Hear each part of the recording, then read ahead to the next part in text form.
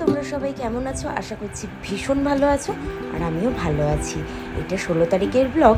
আমি চলে যাচ্ছি বারাসাতে যাচ্ছি, তার কারণ হচ্ছে 17 তারিখ তো সবাই জানো যে মনসা পুজো, সেই জন্য রওনা দিয়ে দিয়েছি। এটা হচ্ছে আমার জেঠির বাপের বাড়ি যাচ্ছি আমি। সে মায়ের কাছে মানত করেছিল, তার মানত যদি পূরণ হয় সে মাকে একটা সোনার শাখা বাঁধিয়ে দেবে, তো সেটাই দেওয়ার জন্য আমি যাচ্ছি। স্টেশনে নেমে পড়েছি, স্টেশন থেকে নেমে তারপর বাড়ির উদ্দেশ্যে যাব। আমরা যেই ট্রেনটা এসেছি ওটা হচ্ছে ডিরেক্ট বালিগঞ্জ থেকে ছাড়ে। কি ফাঁকা ছিল না ট্রেনটা!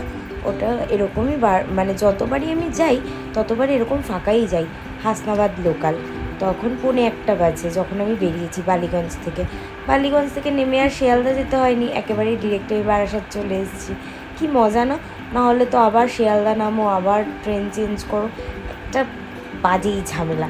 সেই জন্য আমি একদম ডিরেক্ট ট্রেনে চলে এসেছি। এই যে স্টেশন বারাসাতে, তখন আমি নেমেও গেছি। আর এত তো বৃষ্টি হচ্ছে চারিদিকে, দেখতেই পাচ্ছ। বৃষ্টিতে একদম পুরো কাদা প্যাচ প্যাচ করছে, মানে যা তা অবস্থা একটা। তারপরে আমি স্টেশন থেকে নেমে বাড়ির দিকে রওনা দিচ্ছি। একটা টোটো ধরে নিয়েছি, যাতে ডিরেক্ট আমাদের টোটোটা একদম মধুমুরালি গেটের সামনেই নামায়। প্রথমত না হলে আমাদেরকে স্টেশন থেকে নেমে একটা টোটো ধরে যেতে হতো চাপাডালি মোড় থেকে ভ্যানে করে আবার মধুমুরালি গেট।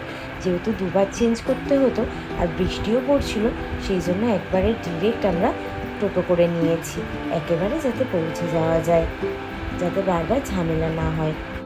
আমি তো প্রথমে ভেবেছিলাম যে প্রচুর বৃষ্টি হচ্ছে, কিভাবে যাব। যখন মেন রোডের ওপরে উঠলাম তখন দেখলাম রাস্তাঘাট পুরো শুকনো খটখটে, আর রোদটাও ছিল। অতটা রোদ ছিল না, কিন্তু ওয়েদারটা খুব সুন্দর ছিল, দেখেই মুগ্ধর মতো। কি সুন্দর লাগছে না ওয়েদারটা! এই যে আমি চলে এসেছি মামার বাড়িতে। এই যে প্যান্ডেলটা করা দেখছো, এটাই হচ্ছে মামার বাড়ি। আমি নেমে ভাড়াটা দিয়ে তারপরে আমি ঢুকছি মন্দিরে।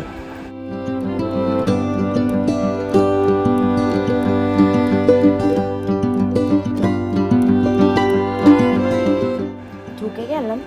দিদার ঠাকুর ঘরটা হচ্ছে 3 তলার ওপরে। এই যে মামা তখন ঘটে জল ভরতে যাচ্ছে।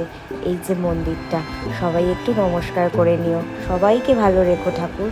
এই যে দিদা তখন হাতে শাখা পরাবে বলে সেই জন্য হাতে যেগুলো বাড়তি জিনিস ওগুলো খুলে দিচ্ছিল।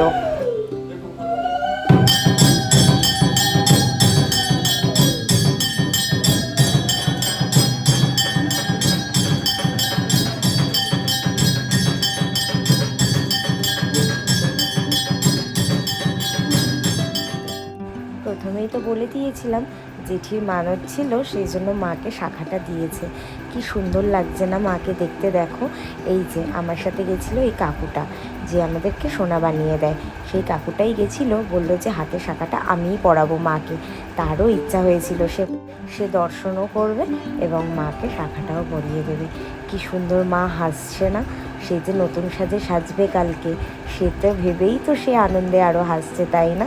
আমরাও পুজোর দিনটা ভীষণ মজা করেছি। এটা তো আগের দিনের ভিডিও, পরের দিন ভীষণ মজা করেছি।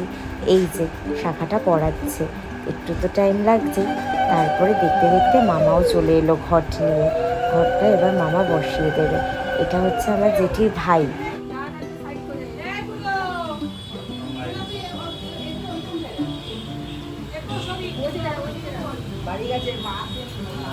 আমার বাড়িতে বিশেষ কাজ থাকার কারণে আমি আর সেই দিনটা থাকতে পারিনি, সেই জন্য অধিবাসের কোনো ভিডিও আমি নিতে পারিনি। আজকের ব্লগটা এইটুখানি। যদি কোনো অংশ ভালো লেগে থাকে তাহলে আমার পেজটা প্লিজ লাইক করে দিও, সাবস্ক্রাইব করে দিও আমার চ্যানেলটা, ইউটিউব চ্যানেলটা। Thank you. টিপ পরলে ভালো লাগে তো। ই মা, তুই পরে না তাহলে। এই কেন?